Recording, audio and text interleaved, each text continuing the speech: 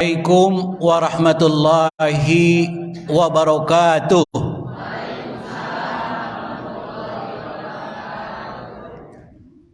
Alhamdulillah sesa sahur aya keneh.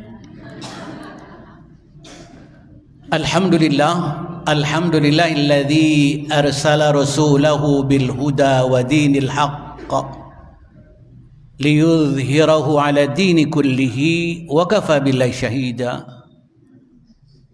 Asyhadu an la ilaha illallah wahdahu la syarika lah wa asyhadu anna Muhammadan abduhu wa rasuluh la nabiyya ba'dah.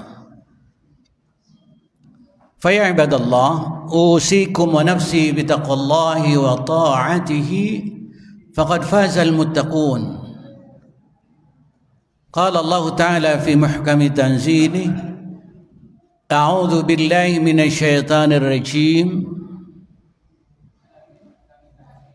لقد كان لكم في رسول الله أسوة حسنة لمن كان يرجو الله واليوم الآخر وذكر الله كثيرا.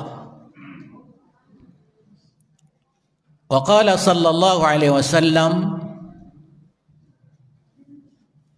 أدبوا أولادكم ثلاث خصال حب نبيكم وحب أهل البيت وقراءة القرآن. الحديث أو كما قال صلى الله عليه وآله وسلم حديث ضعيف. قيل إن صح الحديث فهو الشريعة وإن كان دون ذلك فهو الوصية أو النصيحة. Para bapak, para ibu, hadirin hadirat rahimakumullah, wabil khusus reng-rengan panitia kajian Ramadan. Kajian pengajian ya.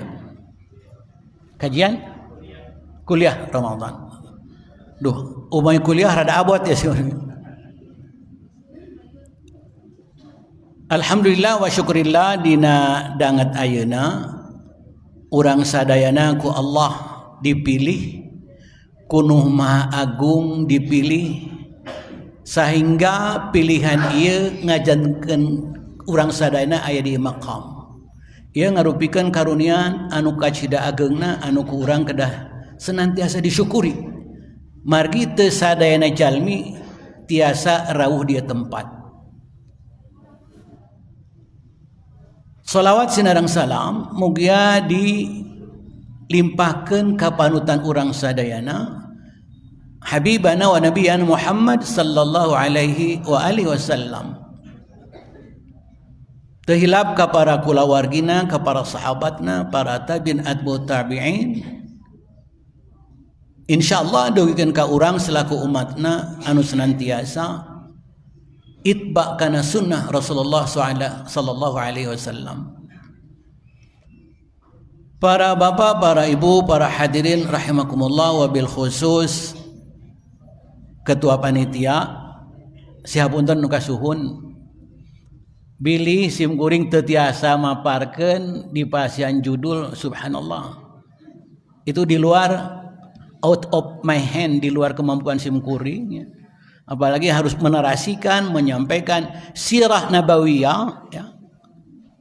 Perjalanan hidup Rasul sallallahu alaihi wasallam tingawitan beliau lahir dugikeun ka mulih ka rahmatullah. Urang sanepina we nya urang karena upami dibahas secara detail itu perlu waktu satu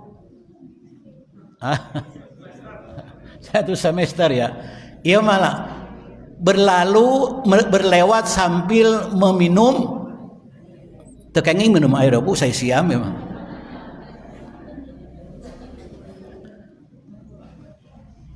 Simkuring dalam hal ini akan banyak mengambil dari ibu bapak daripada simkuring memberi ke ibu bapak. Jadi coba kita dalam bentuk lain, upami kuliah simkuring sanes kapasitasnya untuk memberikan kuliah mengenai sirah nabawiyah. Ya. It not my capacity, ya. Bukan kapasitas saya untuk menyampaikan subhanallah sirah nabawiyah. Tapi mudah-mudahan dengan beradanya kita di sini bahasa Indonesia kenging teu. Henteu. Kumaha kita di protokol bahasa Sunda bilih teu kenging kan gitu. Hapunten kan. Coba kita menyampaikan ya tentang perjuangan Rasul, tentang Rasul dari mulai lahir sampai ke mana lah. Kemarin para ahli sejarah itu ada tahapan marahil, ya. Tatkala Rasulullah di Madinah, tatkala Rasulullah di Mekah, tatkala kehidupan Rasulullah SAW sebelum mendapatkan kenabian, dan tatkala Rasulullah SAW sudah menerima perintah menjadi seorang Rasul atau Nabi. Dan tatkala beliau sudah menjadi seorang Nabi atau Rasul, ada tahapannya juga. Dakwah sirriyah, dakwah dengan diam-diam, dan dakwah jahriyah, dakwah secara terang-terangan. Dan itu fase-fase yang dilalui. Cuma biasanya dalam historis, dalam sebuah sejarah perjalanan seseorang, biasanya kalau tidak berbenturan dengan kondisi yang ada itu rame, nunutan. Kan itu. Tapi di mana lalajo film wis perangnya, wah. Bau nu boga lalakona di kakaya rame teu? Rame. Kadang-kadang memberikan komentar. Hakan kudana kan itu. Para bapak, para ibu rahimakumullah, jalanan seperti itu kita akan coba ya dalam session ini, mungkin lain daripada yang lain seandainya panitia berkenan ya. Mau offline boleh lebih bagus ya.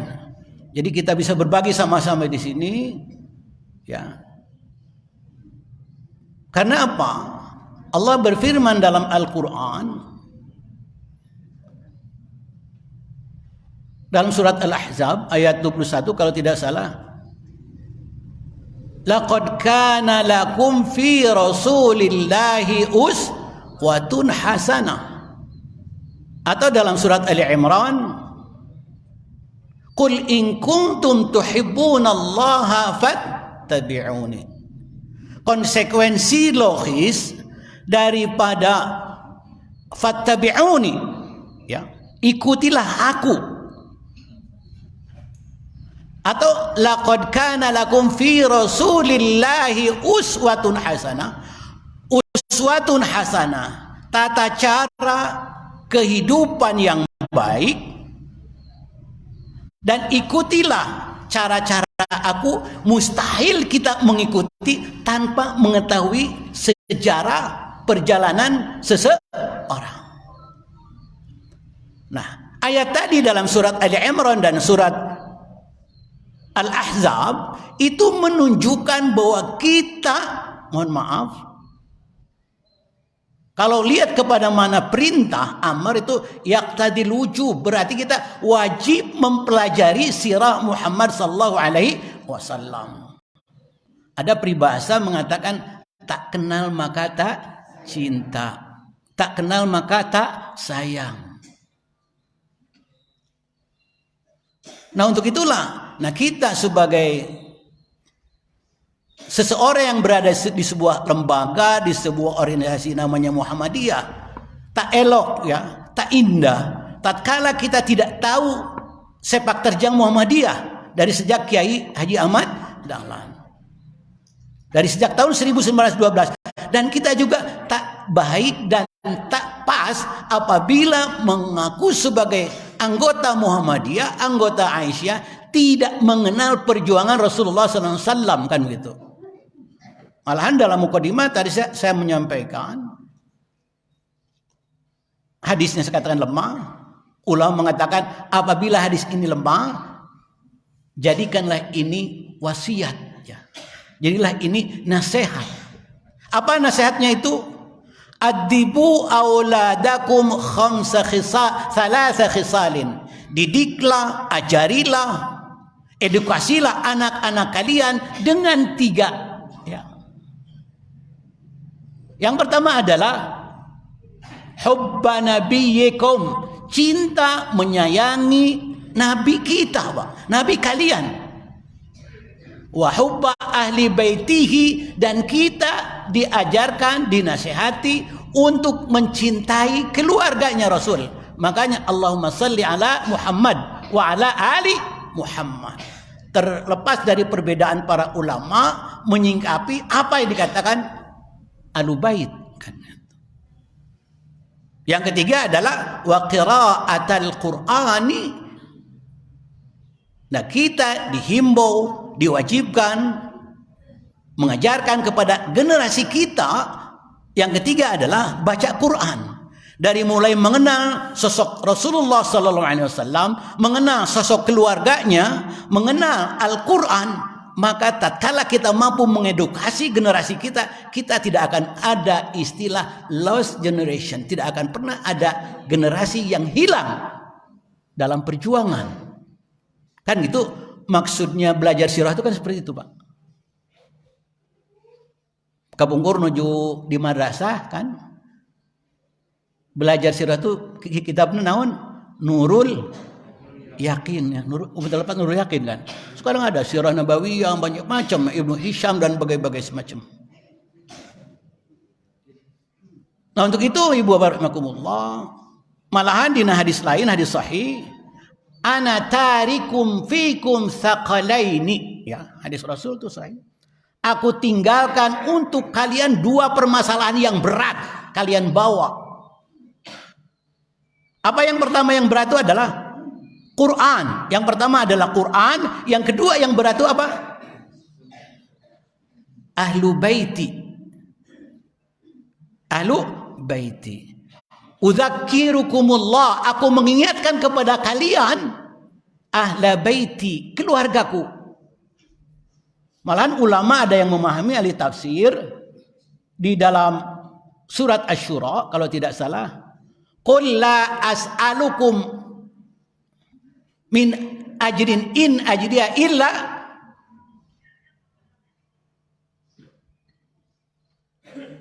dan katakanlah aku tidak meminta pahala dari kalian, tidak mengharapkan balasan kalian, kecuali apa? Kalian berbuat baik kepada keluargaku. Seperti itulah. Itu diantaranya para ulama ada yang mengatakan bahwa mempelajari sirah nabawiyah itu adalah wajib. Sementara kita termasuk orang leuwih keneh sering ngadongengkeun ka budak si Unyil jeung saha? Ipin Upin. Nah, seperti itu pula. Ya, mohon maaf. Jadi si buntan upami si kuring nyanak catatan kumari subhanallah. Anu kahiji, kita mencoba menggali siapakah Muhammad sallallahu alaihi wasallam. Yang dikatakan dalam hadis raghima anfu rajulin dzukirtu indahu falam yusalli alaihi falam yusalli alayya. Orang yang paling, ini hadis sahih, orang yang paling rugi di muka bumi ini adalah itu doa malaikat Jibril alaihissalam dan diaminkan oleh Rasulullah sallallahu alaihi wasallam. Tatkala nama aku disebutkan lam yusalli alayya dan tidak mengucapkan salawat kepada aku. Itu disandingkan dari yang tiga, di antaranya dzukirtu indahu, disebut nama aku di sana, di sebuah komunitas, di sebuah tatanan, di sebuah tempat, tapi tidak mengucapkan salam. Itu orang yang paling rugi di atas bumi di antaranya. Untuk itu ibu bapak rahimakumullah, saya tidak akan panjang lebar, nanti akan satu season dulu kita coba berdialog. Kalau berkenan ya, kalau tidak ya ngobrol teruslah. Kumaha naon upami wayah kieu satu arah saurna CF 2 naon 2 piring kana soca teh, aduh. Para bapak parimullah, Di sebuah lembah ada seorang wanita namanya Aminah. Beliau melahirkan seorang anak tatkala ayahnya sudah meninggal 6 bulan yang lalu dan meninggalkan sebuah rumah yang terletak di Suglel dan seorang jariyah, seorang hamba sahaya namanya Barakah Al-Habsyiyah yang dikenal dengan Ummu Aiman.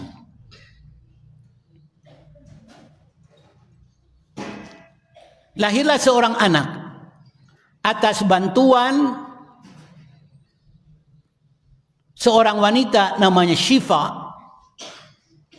Syifa itu adalah ibu dari Abdurrahman bin Auf. Laki-laki tersebut bernama Muhammad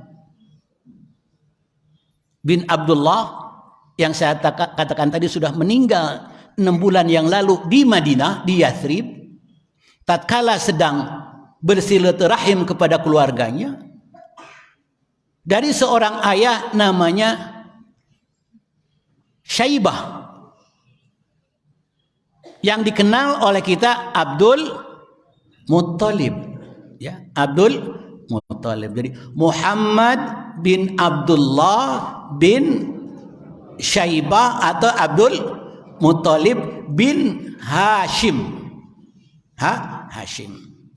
Keturunan Hashim sekarang masih berada dan menjadikan sebuah negara yang berada di Yordania. Satu-satunya kerajaan yang masih mempunyai keturunan darah dengan Rasulullah SAW adalah kerajaan Yordania. Namanya siapa rajanya, Bu, sekarang? Ibu-ibu, bapak-bapak saha rajana? Sekarang Raja Abdullah dari anaknya Husain. Perbatasan dengan Palestina atau dengan Israel, dengan Saudi, dengan Suriah. Ibu kotanya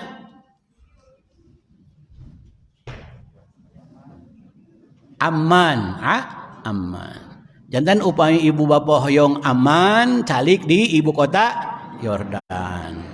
Upami hoyong ijabah, doa di ijabah calik di ibu kota Afghanistan, kan Kabul.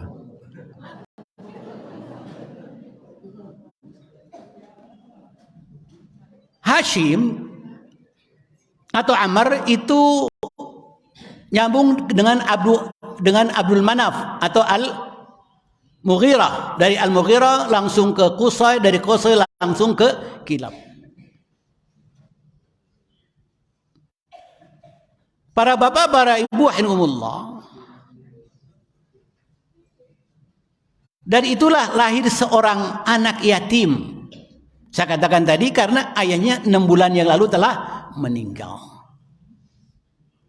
Kebiasaan orang Arab, wabil khusus orang-orang Mekah, tatkala anak lahir itu ada yang mengurus. Kalau zaman sekarang babysitter, ya. Kalau babysitter henteu nyusuan, hanya ini menyusukan kan kepada orang lain, itu sudah biasa. Dan ada komunitas di semenanjung Jazirah Arab yang biasa orang mencari anak untuk disusui untuk mendapatkan upah. Tatkala lahir Muhammad kecil, dibantu oleh Syifa, ibu kandung daripada Abdurrahman bin Auf. Setelah 3 hari, akhirnya disusui oleh hamba sahayanya Abu Jahal. Orang ninggal Abu Jahal tadi wasbunya.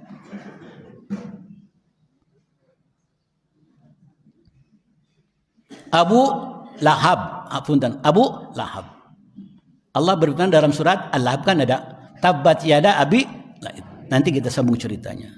Tatkala usia 3 hari itu disusui oleh Suwaibah. Thuwaibah adalah hamba sahaya dari Abu Lahab. Paman Rasul, Pak. Jantan yang menentang perjuangan itu ternyata internal, Pak. Kadang-kadang hapuntennya orang erek bebere sok dilarang ku pamajikan, sok tara, Pak? Sok tara? Mah nyukan artos 500.000 kan gede-gede teuing atuh cenah. Osok taron gitu. Nu osok-osok nu atau sewangsulna erek bebere di caram kuca roge. Kan geus kamari mah nya mere deui. Ya Allah. Dari Thuwaibah inilah Rasulullah disusui. Karena sudah biasa. Disusukan di kita tidak budaya, Pak. Sok budak kurang disusukan kata tangga tara. Karena konsekuensi logis itu ada dulur sesusu, Pak. Dan dulur sesusu itu sama dengan menurut para ulama dengan dulur senasab, Pak. Temenang kawin, temen segala macam mahram, cuma masalah warisan yang tidak menerima kan. Ini seperti itulah. Nah, inilah diantara kita mempelajari sirah, mempelajari jejak Rasulullah SAW sebagai cinta kepada Rasul. Karena apa? Yang dikatakan Rasul, yang diucapkan oleh Rasul, yang ditakdirkan oleh Rasul, itulah hukum. Awas, Pak. Hukum kan? Sumber hukum itu ada 3 kan? Dikatakan ada 4.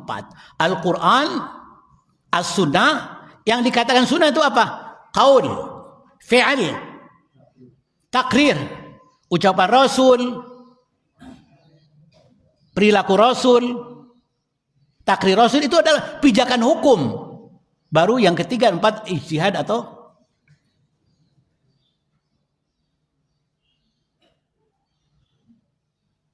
itulah ijtihad kan ra'yu. Para bapak barakumullah, setelah itu lahir pada tanggal 12 Rabiul Awal tahun gajah, dinten Senin.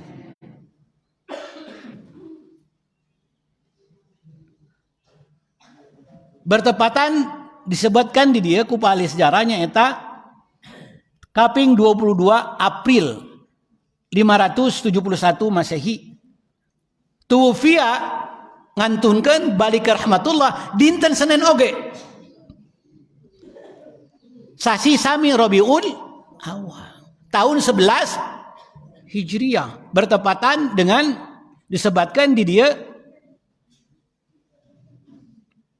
632 Masehi.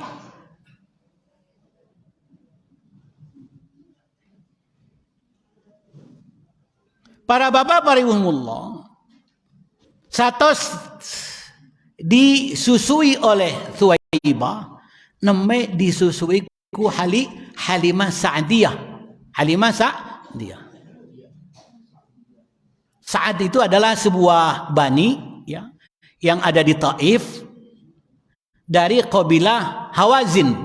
Dari kabilah Hawazin.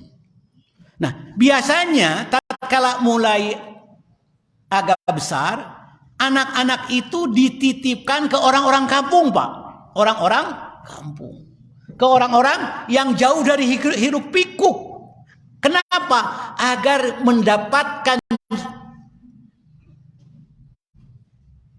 hawa yang segar, agar mendapatkan bahasa yang baik.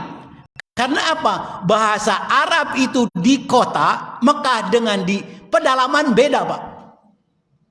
Kalau di pedalaman bahasa Arab masih murni dan baik. Tapi kalau di kota bahasa Arab sudah bercampur dengan bahasa-bahasa lain. Makanya ahli bahasa mempunyai kesimpulan bahwa kaidah bahasa Arab yang murni dapat diambil dari pedalaman-pedalaman selama usia 200 tahun sebelum jahiliyah.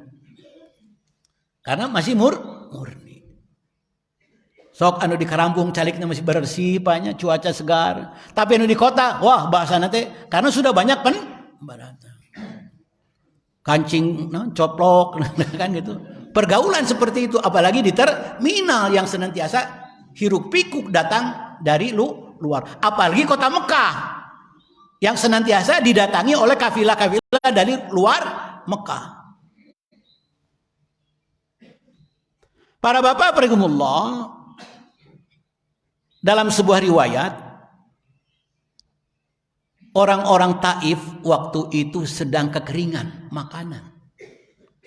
Dan mereka biasanya mencari, pertama makanan tidak ada, hewan-hewan kurus karena tidak ada makanan. Akhirnya mereka turun dari Taif, karena Taif itu dataran tinggi, ke Mekah, Pak, mencari anak-anak siapa yang akan disusukan. Maka deh, lain mencari bapak-bapak untuk disusukan, Pak, ya. Anak-anak. Karena Halimah Sa'diyah dengan suaminya Al-Harith bin Abdul Uzza bin Rafa'ah As-Sa'di itu menunggangi onta yang kurus, Pak.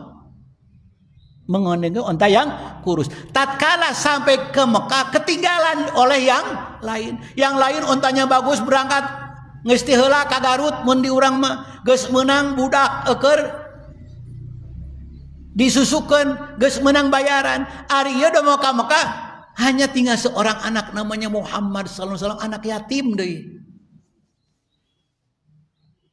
Anak yatim. Memang dari keluarga terpandang, dari Bani Hashim, dari Bani Syaibah, dari Quraisy, tapi menurut riwayat seorang yatim yang tidak punya kemampuan finansial yang cukup untuk menyusukan anak. Akhirnya karena sudah menunggu 1 hari, 2 hari tidak ada, ngesikeun bae budak orang bawa sugan mau apa mere barokah. Akhirnya dibawalah Muhammad SAW ke Taif. Subhanallah, tatkala itu Halimah membawa anaknya kecil yaitu Abdullah. Dia punya anak 3, Abdullah, Anisa, dan Asyaima. Untuk memberikan susu kepada anaknya yang dibawa Abdullah saja sudah tidak cukup. Subhanallah, berkah yang Allah berikan, dia berharapan mudah-mudahan anak ini mau berkahkan baiklah. Duit banyak samerena mun bae urang, tapi anak ini membawa berkah. Subhanallah, tatkala anak itu dibawa dan digendong, sekaligus air susu Halimah yang selama ini kurang menjadi berlimpah, Pak.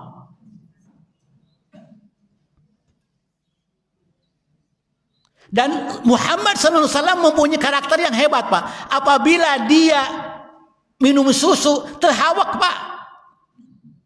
Kalau dia sudah cukup minum susu, air susu diberikan itu nolak. Beda jeung urang kan gitu. Ulah batur. Yang tadinya menunggang onta yang kering keronta kurus, yang air susunya tidak ada, itu subhanallah, yang tadinya senantiasa di belakang, itu menurut Palestina bisa menyusul unta-unta yang pulang duluan. Karena ontanya menjadi kuat, ontanya menjadi berlimpah susu, berkah dengan Nabi Muhammad. Itu di usia 2 tahun dibawa ke Taif.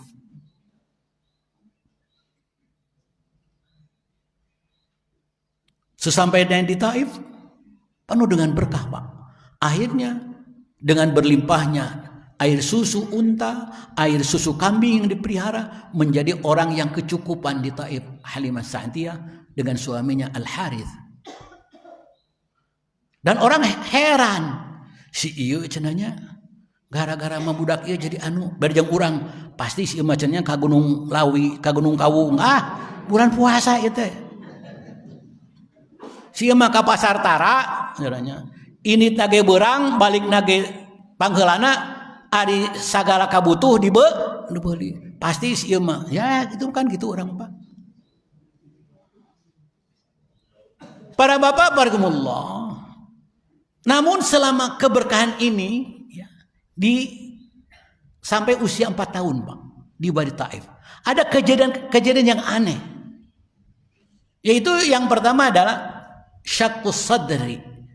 Tatkala sedang bermain dengan anak-anak seusianya, ada 2 orang berpakaian putih dan dibawa ke tengah padang pasir, dibelek. Nah, disinilah Halimah mulai gundah gelisah. Bisi aya naon, itu budak batur. Akhirnya dalam usia 4 tahun dikembalikan ke ibunya Halimah kepada Aminah. Para bapak barakumullah, sesampainya di Mekah,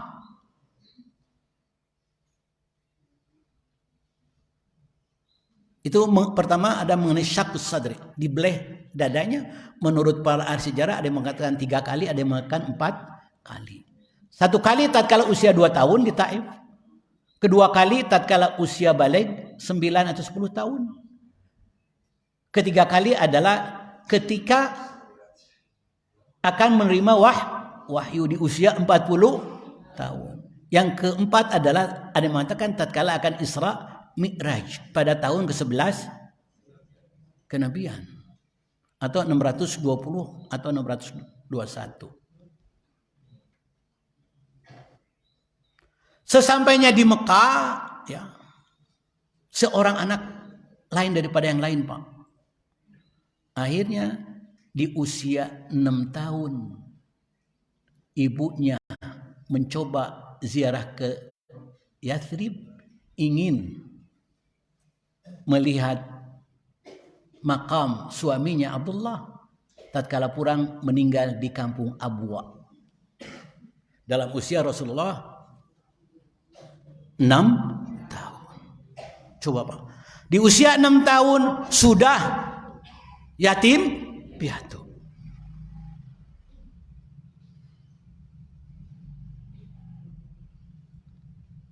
Tatkala usia 6 tahun, itu akhirnya dirorok oleh kakeknya. Siapa? Abdul Muthalib. Abdul Muthalib adalah bukan seorang kaya. Yang mestinya yang merorok itu adalah ada kakaknya, yaitu Abbas. Atau ada kakaknya satu lagi. Disebutkan di sini, ya,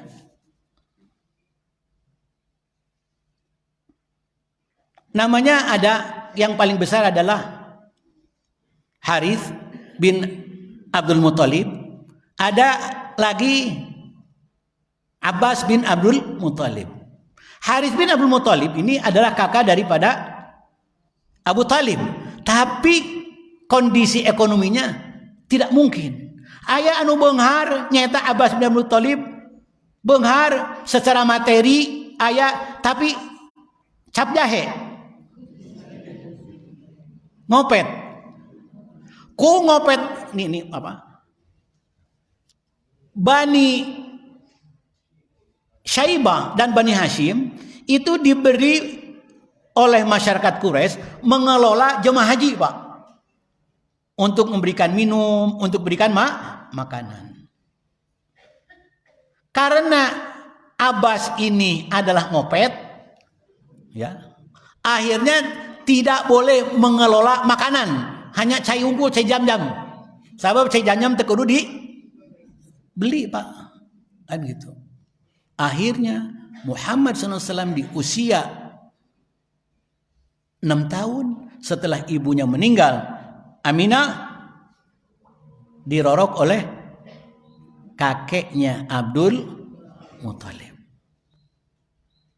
Qadarullah, dalam usia Rasulullah mengatakan 8 tahun kakeknya Abdul Muthalib meninggal. Akhirnya diteruskan oleh pamannya Abi Talib. Tatkala Abi Talib juga ekonominya tidak baik-baik amat, tidak baik-baik sekali. Akhirnya Abu Talib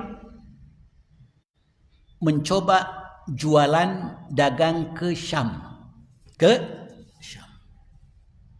Syam itu adalah jazirah Arab sebelah utara, Pak. Waktu itu Muhammad SAW usia 12 tahun. Bawa entong dibawa karunya perjalanan jauh, Pak. Perjalanan mungkin 1 bulan. Tidak dibawa, dengan siapa anak ini? Akhirnya ditanya, Muhammad, engkau mau tinggal di sini atau mau ikut? Ya Ammi, mau ngikut. Akhirnya dibawa ke Syam. Tatkala sampai ke Syam Selatan, namanya Basra. Itu ada sebuah gereja yang dihuni oleh seorang pendeta namanya Buhairah.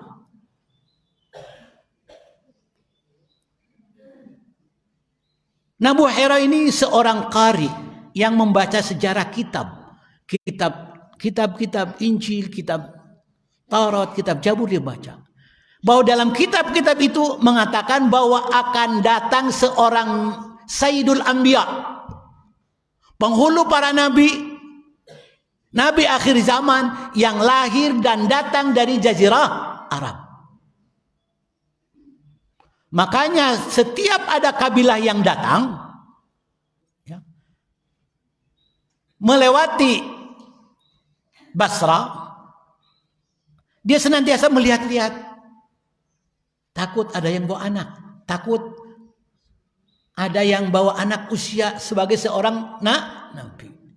Tatkala paman Rasul lewat ke sana, dia melihat ada anak, dihampirinya lah.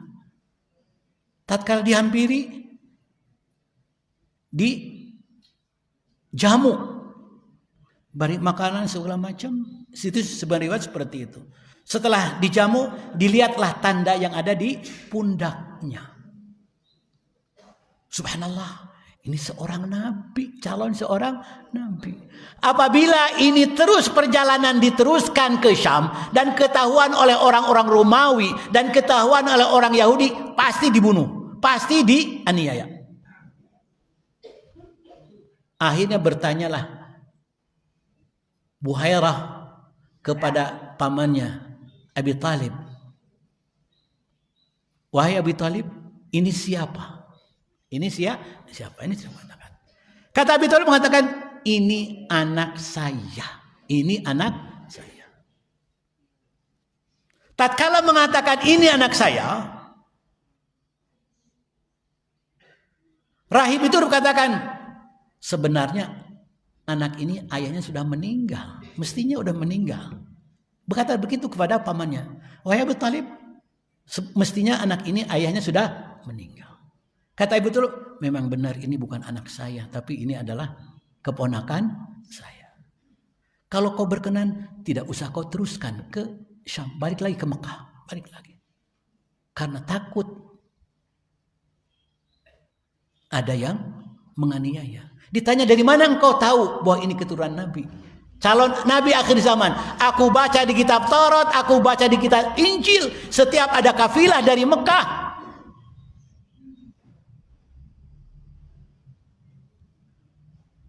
aku bercana dan mencari, sekarang aku dapatkan. Lebih baik kau baik lagi. Itu sebagian riwayat mengatakan seperti itu. Sebagian riwayat mengatakan lagi, bahwa tatkala aku keluar, itu ada awan yang senantiasa ikut berjalan. Maka tatkala sampai engkau di sini, aku yakin bahwa ini adalah Nabi akhir zaman.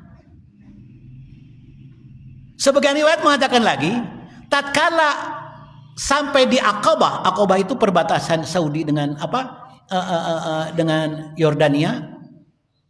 Aku melihat bahwa pohon-pohon dan batu-batu itu sujud, dan pohon serta batu tidak sujud atau menghormat kepada orang kecuali bahwa itu adalah seorang nabi. Jadi tandanya seperti itu. Para ulama, para ahli sejarah memberikan beberapa arti. Akhirnya kembali lagi ke Mekah dalam usia berapa tahun? 12 tahun. Tatkala usia 25 tahun ya, Siti Khadijah seorang yang kaya raya, seorang saudagar ya, mencari orang siapa yang menjajakan dagangannya, membawa dagangannya ke Syam. Akhirnya kata pamannya, cobalah Muhammad, cobalah. Kamu pernah mengembala kambing dan kamu juga bahagia dengan mengalah kambing dan unta. Karena menurutmu ini adalah ciri seorang nabi. Nabi Musa kan mengembala, Pak. Para nabi mengembala. Akhirnya mencoba. Dan Siti Khadijah pun mencari, Pak, yang akan menjajakan barangnya. Jadi seorang Aisyah itu sebaiknya menjadi saudagar yang kaya raya. Dan mencari pemuda yang soleh. Nah, saruri teh. Akhirnya dapatlah Muhammad. Engkau siap menjajakan barangku ke Syam? Siap. Bagi hasil 50-50. Dan aku, ada yang mengatakan Siti Khadijah juga ikut berangkat, ada yang mengatakan tidak, tapi didampingi oleh Maisarah. Berangkatlah ke Syam pada usia 25 tahun. Ke Syam Pak berangkat. Selama perjalanan banyak keanehan dan keajaiban. Sampai di Syam berjualan. Tatkala di zaman seperti itu pernah banyak dengan ketidakadilan, banyak kezaliman, banyak ketidakjujuran. Muhammad mencoba berjualan dengan kejujuran, Pak. Subhanallah. Barangnya laku habis dengan keuntungan yang maksimal tanpa harus berbohong, tanpa harus berkhianat. Pulanglah ke Mekah, disampaikanlah kepada Siti Khadijah, mendapat keuntungan setengahnya. Setelah itu Siti Khadijah bertanya kepada pembantunya Maisarah, Maisarah iya pamegat Pak, lain awewe kan itu, maka diulah salahnya. Maka disebut Maisarah teh karena ada ismul mustarak kan gitu. Ismul mustarak itu nama yang bisa untuk laki-laki, untuk wanita. Di urang aya nama dede, aya istri, aya pamegat. Nami cucun, aya pamegat, aya istri. Sadai imas, aya imas. Maka deh, maknya Rasulullah calon Nabi angkat kasam dua anjing awewe Maisarah pamegat deh. Hani itu ismul musyarak, bisa laki-laki bisa wanita. Adek kan gitu. Bade kaca adek, bade kamang adek. Mana ibu hajah adek, ayah. Bapak haji adek, ayah. Berkah Pak ismul musyarak mah. Akhirnya Siti Khadijah bertanya, Maisarah, kadieu mencoba cikuma anjeun Muhammad dia bisa jual beli untung gede kieu kumaha ieu dongengna mun urang mah dunungan salama di jalan biasa nama panasnya subhanallah ieu mah tiis tanya panon poe teh ulah eueuh icalan di apa di Syam wah Masya Allah. Nah dengan seperti itu maka Siti Khadijah memohon dan minta kepada Rasulullah seandainya berkenan untuk menjadi suaminya. Padahal usia sudah 40 tahun. Rasulullah 25 tahun. Kersa Pak begitu Pak? Sadira 20 tahun, 5 tahun, istri 40 tahun, tapi anak sultan.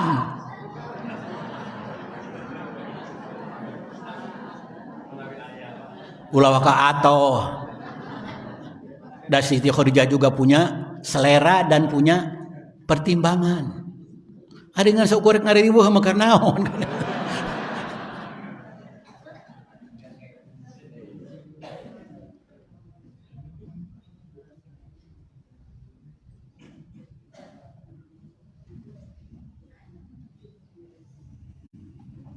Akhirnya menikahlah Rasulullah SAW dengan Siti Khadijah di usia 25 tahun dengan mas kawin 30 bakrah. Bakrah itu adalah 30 unta betina muda. Berarti Rasulullah SAW sudah mulai kaya, Pak. Banyak dunia materi. Dengan 30 ekor bakrah. Bakrah itu unta yang mahal usia muda ya. Domba mana Pak anu ngora tap dantennya danten.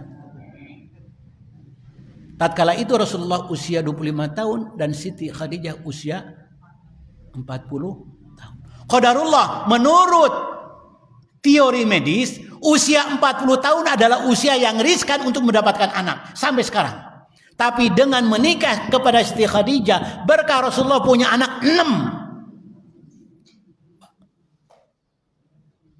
Jadi sudah di luar nalar.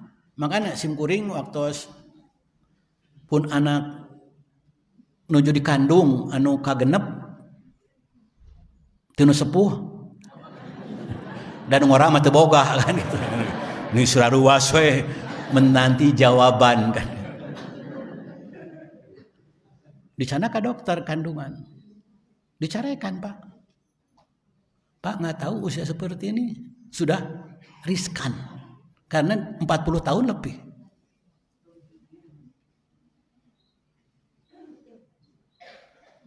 Jantan Rasulullah SAW dari Siti Khadijah itu adalah punya 6 anak. Yang pertama adalah Qasim atau Al-Qasim. Maka Rasulullah disebut Abul Qasim. Abu Qasim. 6 dari Siti Khadijah, 1 dari Maria Qibtiyah Al-Misriyah namanya Ibrahim.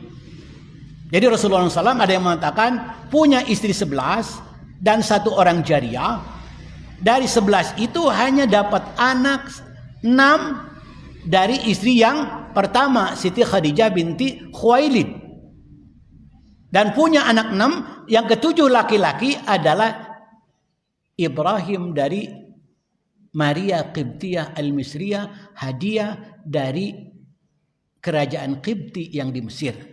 Maka dek rek lebaran ulah minta hadiah awe ke pamajikan baheula mah.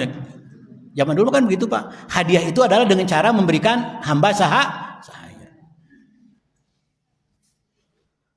Siti Aisyah salah satu istrinya dari Abu Bakar, Hafsah dari Umar bin Khattab dan sebagainya. Yang kita dalami adalah Siti Khadijah itu hidup dengan Rasulullah SAW selama 25 tahun, Pak.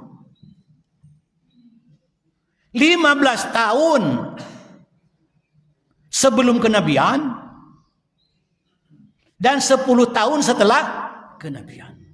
Yang dahsyat dari pernikahan ini adalah perjalanan seorang yang kaya raya, seorang yang terhormat, seorang wanita dengan wibawa dan kekayaannya siap mengorbankan totalitas untuk perjuangan Islam, Pak. Untuk dakwah.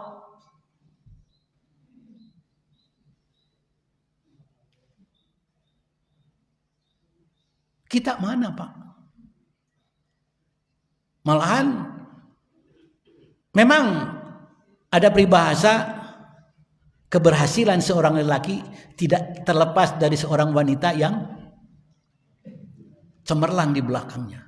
Tapi tidak sedikit seorang laki-laki yang hancur karena ada wanita rakus di sampingnya, Pak. Karena kita maaf Bu ya, kita belum pernah atau kita tidak berani menanyakan salary pendapatan dari suami kita.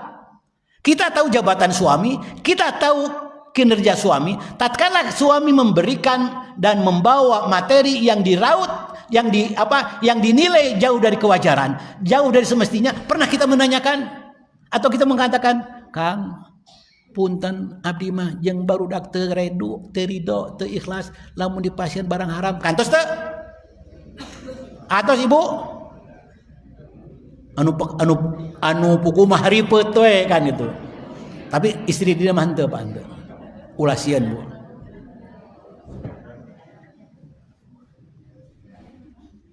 Para ibu, para bapak rahimakumullah, Siti Aisyah adalah seorang para sejarah mengatakan 2/3 dari kekayaan Mekah adalah kepunyaan beliau. 2/3 dari harta yang beredar di Mekah, dari Mauritania segala macam adalah kepunyaan beliau. Sahur bahasa Kiai Warima benar-benar tajir. Tajir melir.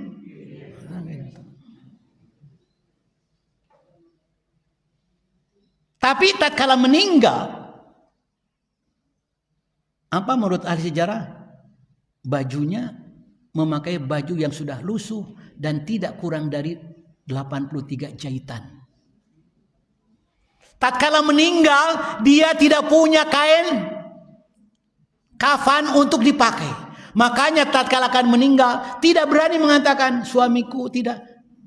Fatimah bari nuju dina pangkuan Rasul. Tatkala akan meninggal sambil menangis. Fatimah, sampaikan kepada ayahmu.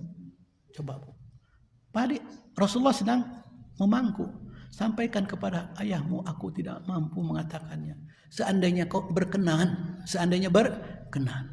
Sorban yang biasa menerima wahyu, aku mohon dijadikan kain kafanku, akan jadi saksi anti di akhirat. Aku tidak berani memohon kepada ayahmu karena aku belum paripurna dalam membantunya, Pak.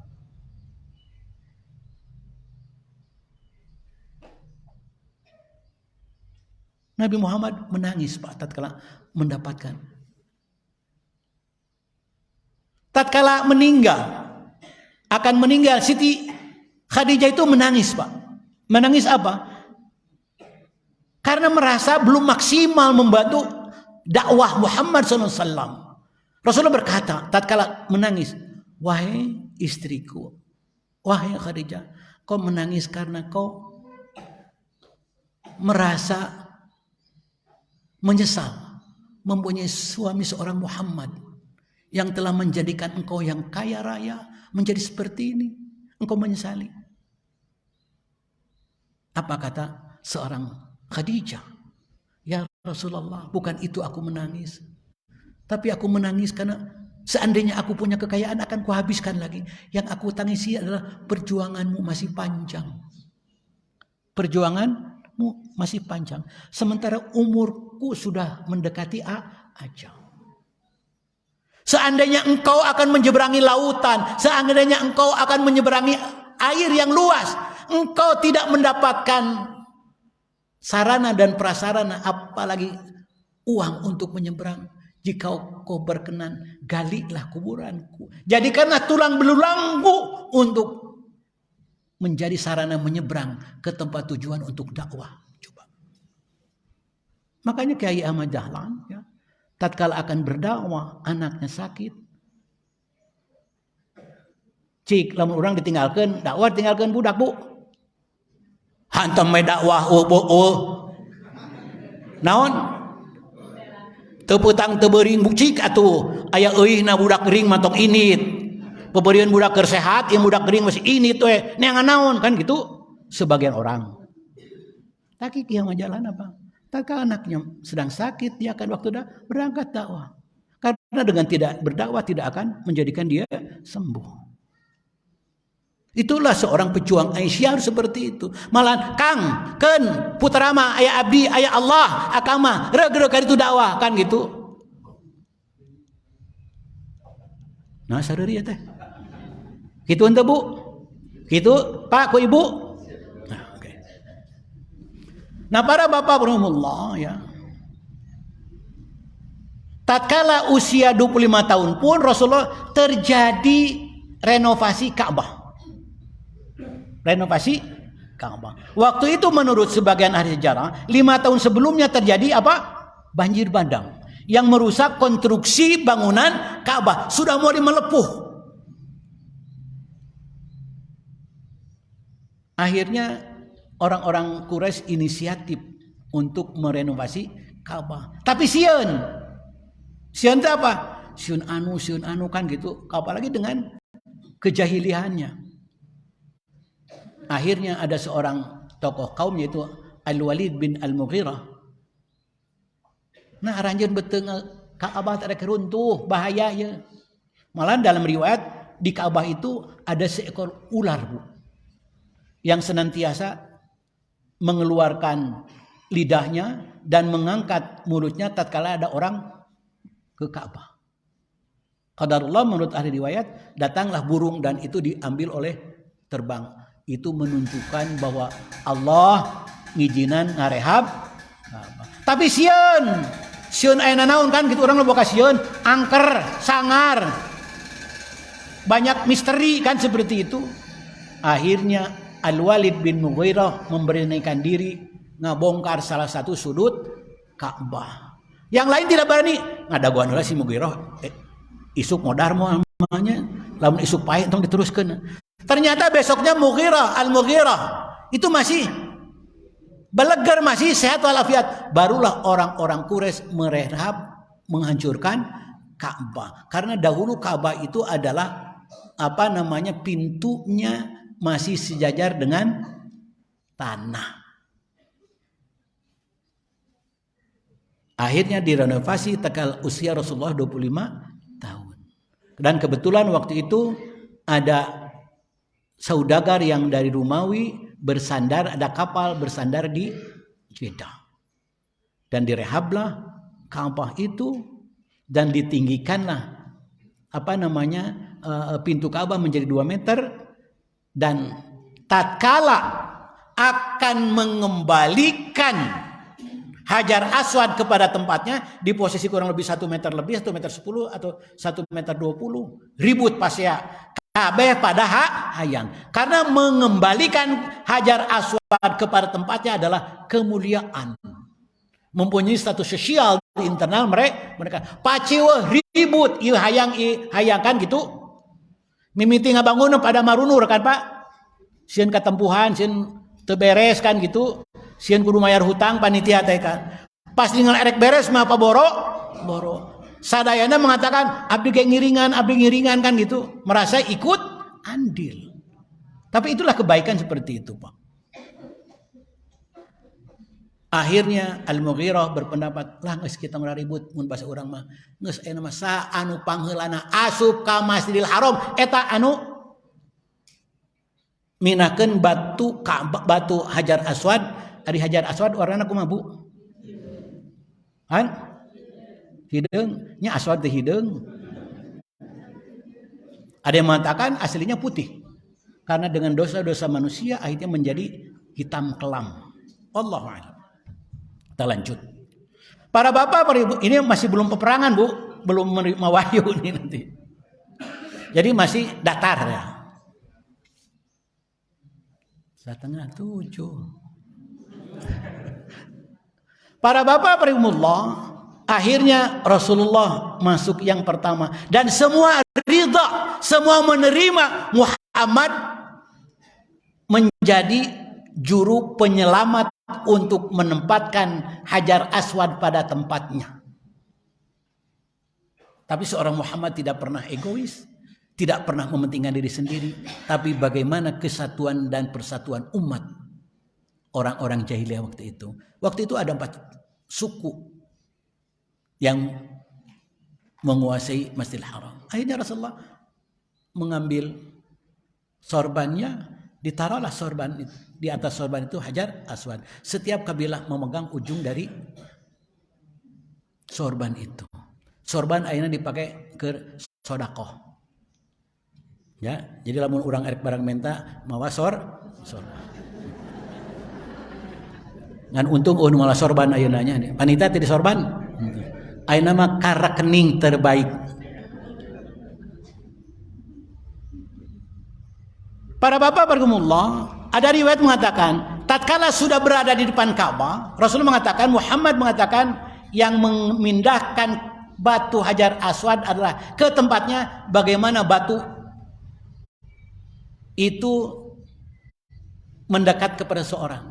Ada yang mengatakan, tatkala mereka sedang berdiri memegang ujung-ujung sorban, batu itu ngeleset mendekati Muhammad. Ada yang mengatakan seperti itu.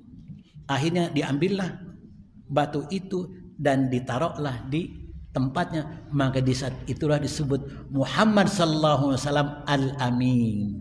Al-amin. Jadi Bapak Ibu Allah, ini salah satu aspek seorang pemimpin bijak dalam menyikapi dan mengayomi masyarakatnya.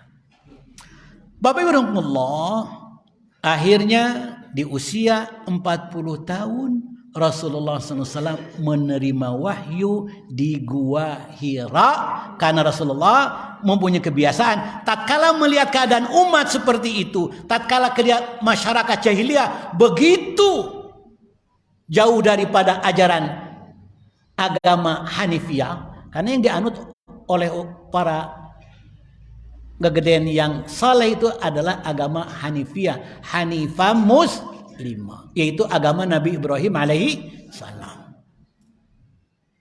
Akhirnya Rasulullah senantiasa menyendiri di Gua Thur. Kadang-kadang untuk 1 bulan bawa bekal di sana kan. Mencari apa? Mencari petunjuk dari Allah, harus bagaimana membereskan umat.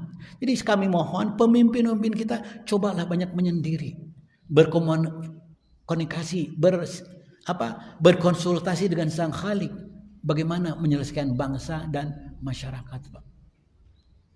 Nah, itu dikatakan dalam Islam tahannus. Tahannus itu menyendiri untuk mencari petunjuk dari Allah, untuk ta'abbud beribadah kepada Allah. Lain tapak lain, ari tapak meneangan kerisnya kan, neangan nomor, ya, neangan hidayah yang makanya. Nah, para bapak itu tahap pertama. Jadi tahap pertama Rasulullah sampai menerima wahyu di usia 40 tahun dengan istri seorang saudagar kaya, Khadijah binti Khuwailid. Nah, silakan yang bertanya atau berbagi. Sebelum kita masuk ke episode kedua tentang penyampaian dakwah sirriyah dan dakwah jahriyah, ya kalau sampai mungkin sampai kepada hijrah ke Madinah pada tahun 622 Masehi pada bulan Muharram. Mangga, silakan Bu, silakan. Kita kembangkan saja. Bapak-bapak silakan. Silakan Bu, Mak. Ya teh ya cai ya teh. Nuju saum. Silakan Bu. Assalamualaikum warahmatullahi wabarakatuh. Waalaikumsalam.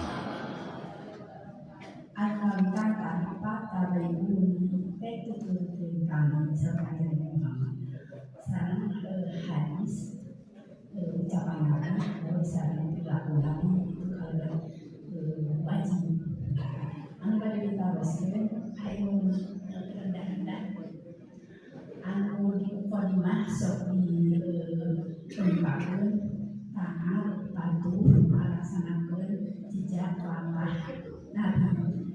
Hadis bagi mukadimah sakasari sampai Madinah namun lebih sangat mengatakan kata sedikit kanjeng Nabi mah dina hadis kita melalui sedikit adi cepat salmon dan harus sering aku mah edan dengan Rasulullah ini kamu pribadi kamu amsanis mohon penjelasannya atur nuhun. Assalamualaikum warahmatullahi wabarakatuh. Sekirang jelas Bu maksud.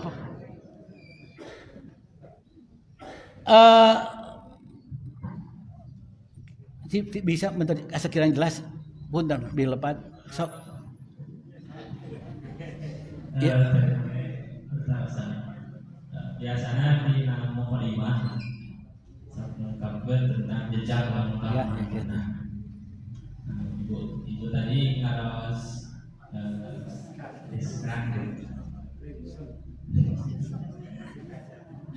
salah lebih Ya, begini ya. Ya, kenapa seorang pemateri, seorang dai mengatakan ya bahwa kita ini sebaiknya mengikuti jejak langkah Rasul. Karena itu tugasnya, itu wasiat, Pak. Itu himbauan. bahwa seorang dai menyampaikan narasi-narasi ya. Yang mana narasi ini mudah-mudahan menjadikan ilmu bagi kita, menjadikan wawasan bagi kita. Tatkala menjadikan ilmu dan wawasan bagi kita adalah kita laksanakan. Awas ya. Beda Pak. Ilmu agama dengan ilmu yang lain. Ilmu agama itu ilmu terapan Pak. Makanya dalam doa Allahumma ja'alni minal ulama il amilin. Ya Allah jadikanlah aku jadi ulama, bukan ulama yang jegut-jegut.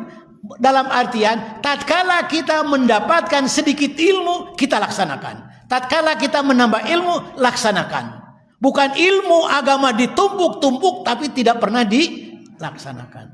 Jadi tatkala ibu umpamanya sebagai sampel contoh siapunten, ibu mungkin telah menerima sedikit dari yang ada bahwa Rasulullah ini seperti ini, Rasulullah ini nasab-nasab ini. Nah ibu uih ka bumi tepang sarang sarang putu, sarang puta didugikeun. Ya Rasul teh kieu. Nah teras urang ngaragapkeun diri, urang teh masih jauh tina cara Rasul kieu, coba seperti itu. Rasul ka caroge kumaha, caroge ka Rasul ka bojo kumaha seperti itulah. Memang kalau secara utuh bukan hal yang mudah, tapi bertahap. Dalam riwayat mengatakan, para sahabat dalam mengimplementasikan Al-Qur'an itu teu diselawkeun Bu ente. Sebenarnya mengatakan para sahabat itu menghafal 20 ayat.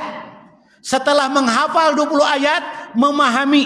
Setelah memahami, melaksanakan. Setelah melaksanakan, baru menambah 20 ayat. Dan begitu ada orang mah lain disalawegeun.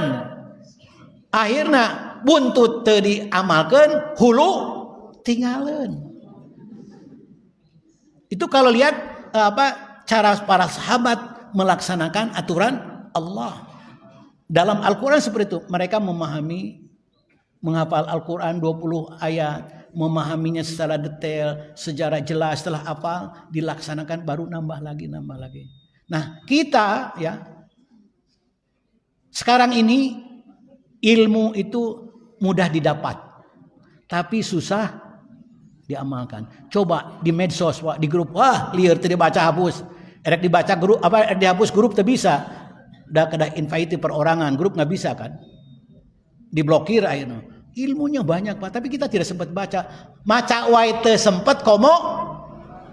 Nah itulah tatkala ibu di sini katakan akhdul qalili khairum min tarkil jami'. Tatkala kita mendapatkan wawasan walaupun sedikit itu kita laksanakan, kita eksekusi, kita lakukan, itu lebih baik daripada tidak sama sekali. Jadi itulah makanya para mubaligh, para ulama kita berusaha melaksanakan titah sareng perintah Allah sinarang Rasulnya. Mastata'tum sesuai dengan kemampuan. Ya mudah-mudahan dengan ibu punya narasi seperti itu adalah sebuah motivasi atau mengingatkan dari para mubaligh, daripada asatid, daripada materi agar kita senantiasa mengamalkan perintah Rasul atau perbuatan yang biasa dilakukan oleh Rasul. Itu yang dinamakan wasiat bittaqwa. Wasiat bittaqwa. Makanya para ulama mengatakan bahwa dalam khutbah Jumat syarat sahnya itu adalah wasiat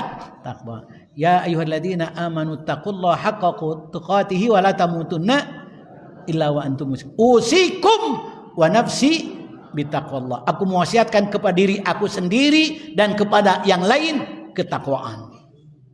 Ketakwaan itu apa? Melaksanakan sepak terjang perilaku Rasulullah sallallahu alaihi wasallam. Mungkin itu Ibu. Wallahu a'lam. Jadi Ibu ayeuna mah teu kedah risi bahwa itu adalah pangemut kanyaah ti mubaligh supados urang senantiasa tiasa ngalaksanakeun aturan Allah sing sareng Rasul. Wallahu a'lam. Mangga. Saya pilih mangga diburi tuh punten.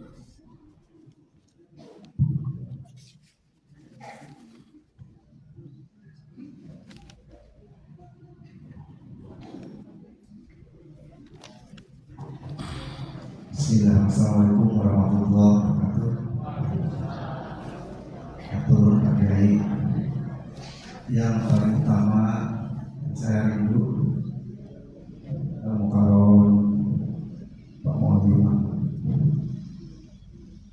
terbesit dalam hati saya bagaimana maju perserikatan kalau di Koran Mubalik terhambat ketika bersama Abu Guru sudah 19 meninggal Pak. Saya terlihat dalam hati bagaimana mengembalikan jaya perserikatan Muhammadiyah, intinya di Koran Mubalik.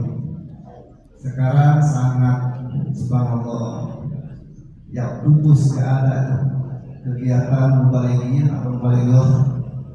Dulu para sepuh-sepuh guru mewasiatkan bagaimana perkembangan dakwah kita ke depan kalau generasi kita putus. Makanya saya akan mengucapkan sekarang memusnah.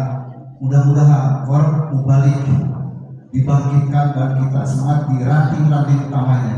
Jangan sampai krisis Mubalik itu merupakan amanat para pendiri bangsa pendiri persyarikatan Muhammadiyah itu. Kalau mungkin Bapak sebagai guru saya sebagai pendisiplin tolong Mubalik dibangkitkan lagi. Assalamualaikum warahmatullahi wabarakatuh. Waalaikumsalam warahmatullahi wabarakatuh. Atur nuhun kana sarana ya. Ya memang Muhammadiyah ini besar diantaranya dengan dakwah. Muhammadiyah ini besar diantaranya karena ujung tombaknya adalah mubalik. Bagaimana Muhammadiyah mau berkembang kalau kualitas dan mutu mubaliknya dalam berbagai aspeknya kurang atau takut saya salah, belum mendapatkan perhatian yang maksimal dari induk organisasi. Nah itu mungkin bisa dibicarakan dengan majelis tabligh. Dulu ada kuliatul mubalighin. Ya, bahas seperti itulah. Dakwah itu senantiasa ada zaman kejayaan, ya. Ada zaman yang kurang menggembirakan.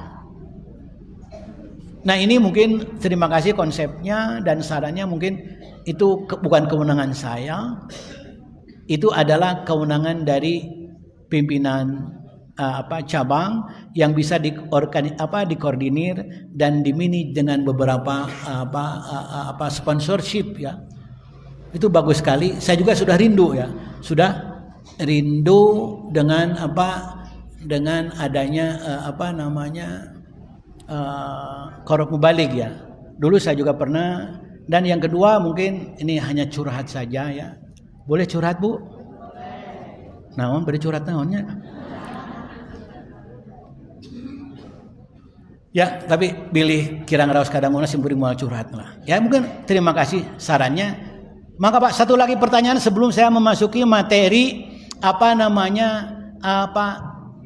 episode atau tahapan dakwah setelah Rasulullah SAW usia 40 tahun. Apa terpaan, apa problematika nih akan masuk nanti yang dihadapi seorang nabi dalam menyampaikan risalah, dalam menyampaikan nubuah. Dan ini mungkin salah satu motivasi bagi kita, khususnya bagi pimpinan cabang dalam memanage dan meningkatkan kualitas dari Koran Mubalik cabang atau yang lebih luas lagi adalah daerah. Mangga Pak Ustadz hapunten.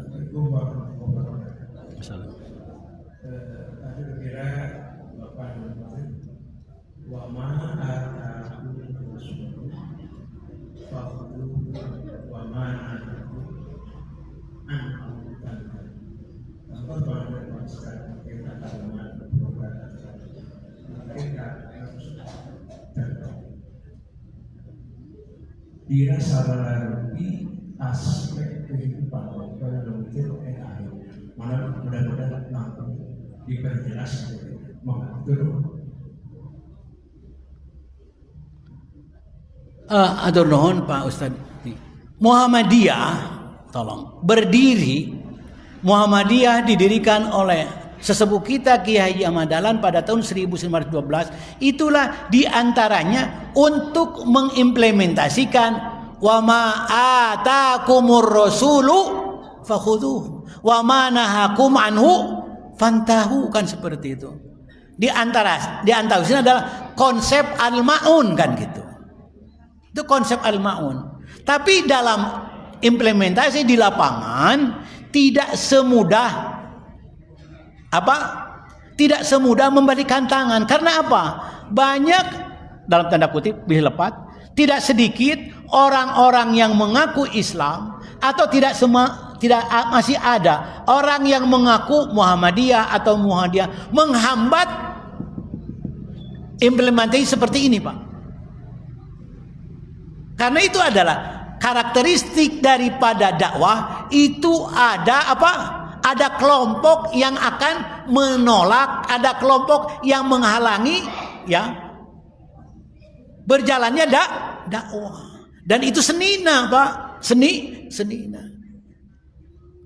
Wa ja'alna likulli nabiyyin adu wa syayatinal insi, kan gitu. Dan aku jadikan setiap utusan, setiap nabi itu setan-setan, penggoda-penggoda, penghalang-penghalang yang akan merusak, menantang dan menghalangi jejak perjuangan, Pak. Namun seorang dai, ya, seorang penyampai kebenaran yang tulen, tatkala akan mendapatkan tantangan tidak akan berhenti, dia akan lebih kuat, Pak. Teu aya istilah kumeok sancan dipacok. Tapi seorang dai yang tulen, yang sejati, tatkala akan mendapatkan tantangan dan cobaan, dia akan hadapi. Malahan semangat dan girahnya akan lebih dahsyat lagi, Pak. Itulah ciri-ciri seorang mujahid. Nah, ini diharapkan terjadi di Muhammadiyah, Pak. Nih, Muhammadiyah ini hebat, Pak. Mampu berjalan di atas kondisi politik apapun, dan mampu bersinergi ya dengan kondisi politik apapun. Dengan usia yang di atas 1 abad, subhanallah, ini bukan hal yang gampang. Nah, untuk itulah mungkin wa ma atakumur rasulu fakhudhuhu. Namun dalam mengambil apa yang datang dari Rasul itu tidak semudah membalikan tangan. Karena Rasul mengatakan, sayati, bakal datang kepada kalian suatu zaman, ya, orang yang memegang syariatku itu adalah seperti orang memegang jamrah. Apa? Bara api, Pak. Bara api, Pak. Karena panas. Coba orang yang melakukan syariat Islam, orang yang dekat dengan syariah Islam, orang yang akan mencoba mengimplementasikan syariat agama dan ideologinya, disebut apa sekarang, Pak? Teroris. Dengan istilah Islam identitas, politik identitas, dengan istilah fanatik, dan berbagai macam stigma yang menunjukkan kepada stigma negatif. Dan itu bukan aneh lagi dari zaman Rasul, kan. Rasul sebut sahir, Rasul sebut orang gila, Rasulullah disebut tukang sihir, Rasulullah disebut pemecah belah umat, kan gitu. Jadi tidak aneh, Pak. Tatkala kita mendapatkan stigma seperti itu, zaman Rasulullah seperti itu, Pak. Wa ma nahakum anhu fantahu, dan apa yang Allah larang, apa yang Rasulullah larang, kita tinggalkan. Makanya prinsipnya qul in kuntum tuhibbunallaha fattabi'uni. Bagaimana kita mengikuti sepak terjang Rasul? Bagaimana kita mengikuti khuduma atakum dan meninggalkan manahakum, dengan cara diantaranya mengetahui sepak terjang perilaku Rasulullah Sallallahu Alaihi Wasallam. Itulah yang dinamakan asirah an-nabawiyah. Asirah an-nabawiyah. Wallahu alam. Wallahu alam. 10 menit deh. Bade pertarosan bade teraskeun. Bade uih. Wih wae tutup. Bapak Ibu rahimakumullah, di usia 40 tahun tatkala Rasulullah SAW menerima wahyu atau arisalah di Gua Hira pada tanggal 17 Ramadan ya, di usia 40 tahun atau bertepatan dengan 16 Agustus tahun 610 atau 511, Rasulullah resmi jadi seorang rasul, jadi seorang nabi. Kalau saya mengatakan di Muhammadiyah jadi seorang mubaligh karena telah tamat dari kuliatul mubalighin. Dan ini adalah saat-saat yang menegangkan menghadapi zaman, menghadapi ketidakadilan, menghadapi kezaliman, menghadapi berbagai aspek yang akan menerpa bukan hanya pola pikir tapi nyawa, Pak.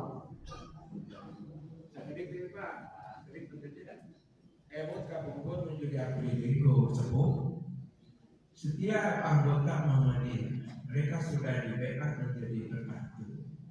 Maka disitulah berkewajiban untuk menyampaikan ajaran Islam. Karena Muhammadiyah bukan organisasi yang lain, tapi adalah al-Islam. Maka sesuai dengan itu setiap anggota bukan umat.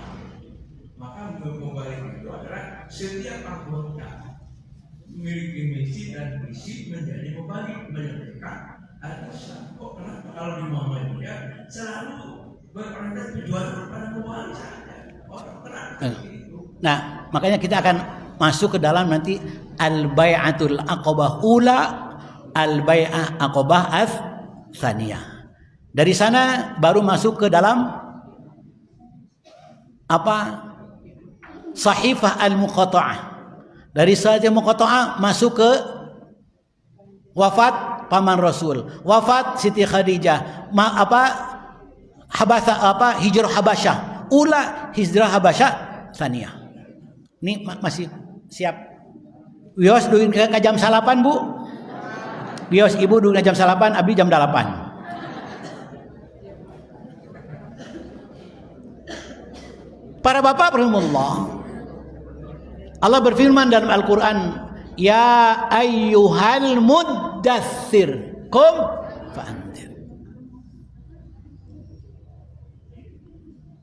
Ya qaumi qulu la ilaha illallah tuflihu. Itu hadis Rasulullah. Tatkala Rasulullah menerima wahyu pada usia 40 tahun 610 atau 11 pada bulan Ramadan tanggal 17 atau bertepatan tanggal 16 Agustus, Rasulullah dilantik sebagai seorang nabi. Dan Allah berfirman, aku telah siapkan setan-setan, penghalang-penghalang yang akan menghadang perjuangan Rasul.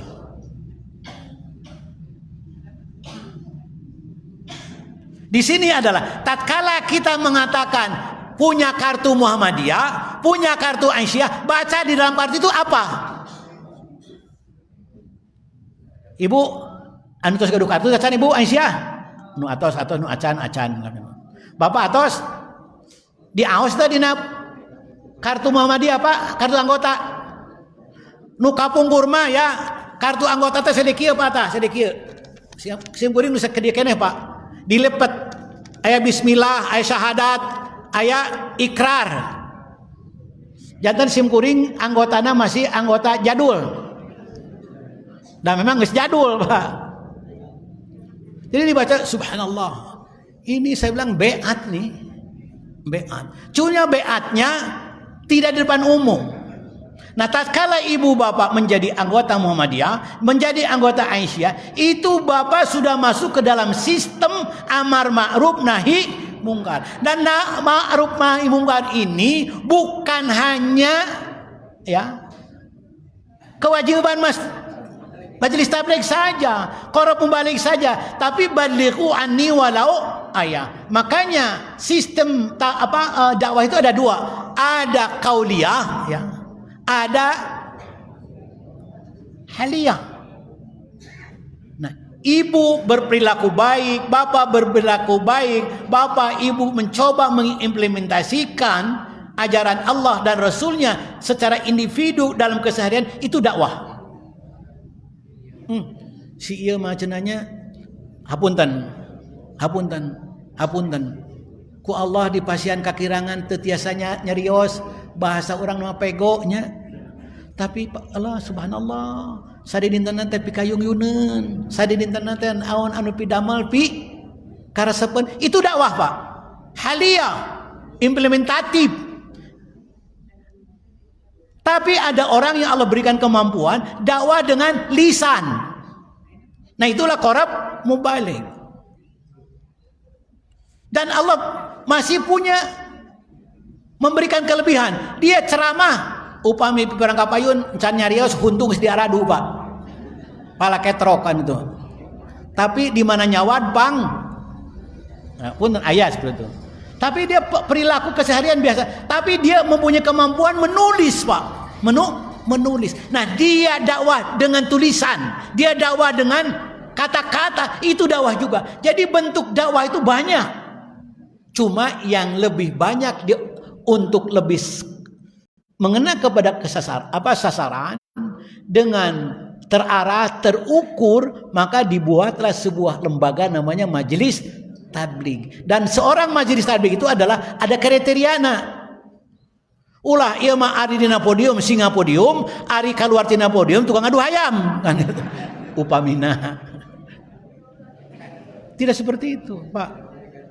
Jadi seorang penyampai kebenaran dalam qaul, ya, dalam perkataan, dia dibuktikan keyakinan apa yang disampaikan, kebenaran yang dia narasikan di atas mimbar dengan kesehariannya, Pak. Ulah ieu mah ari tipeting jadi singa podium, ari tiberang jadi singa masyarakat kan gitu. Tukang malakan. Nah, untuk bila tidak seperti itu. Ya.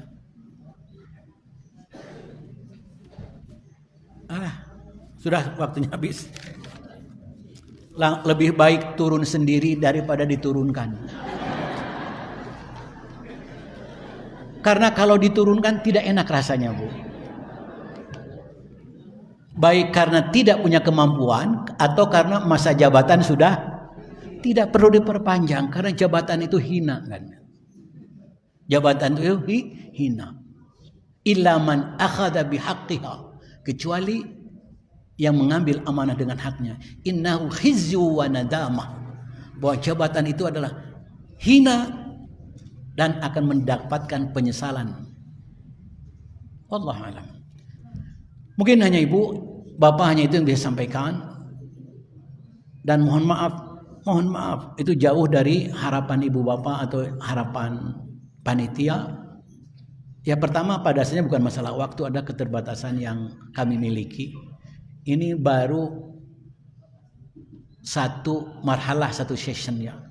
Itu adalah perjalanan Rasul sebelum menerima wahyu. Belum perjalanan Rasul setelah menerima wahyu. Sampai perjalanan hijrah, dengan siapa hijrah? Belum dakwah ke Taif, ya, subhanallah. Belum ke Habasyah. Nah, setelah di Madinah itu lebih dahsyat lagi, peperangan, Bu. Peperangan. Dari mulai perang Badar, perang Uhud, perang Khandaq, perang Tabuk, dan beberapa sampai Rasulullah bagaimana sikap sahabat. Wa ma Muhammadun illa rasulun qad khalat min qablihir rasul. Afa immata awin qutilan qalabtum ala aqabikum. Mudah-mudahan ini hanya secuil dari lautan tentang sirah Rasulullah SAW. Yang paling penting tadi disampaikan oleh Ibu bahwa sedikit banyak itu bukan masalah, tapi yang paling penting bagaimana kita mampu merealisasikan, mengimplementasikan dan mengeksekusi apa yang kita fahami, apa yang kita dapati. Mudah-mudahan bermanfaat khususnya bagi saya sendiri, umumnya bagi kita semua. Amin ya rabbal alamin. Mohon maaf atas segala kekurangannya. Allahumma alimna ma yanfa'una wanfa'na ma 'allamtana wa zidna ilman nafi'a. Allahumma arinal haqqan haqqa warzuqna tibaa wa arinal batila batila warzuqna tinaba. Rabbana atina fid dunya hasanah wa fil akhirati hasanah wa qina adzabannar. Nasrun minallahi wa fathun qarib wa basyiril mu'minin. Assalamualaikum warahmatullahi wabarakatuh.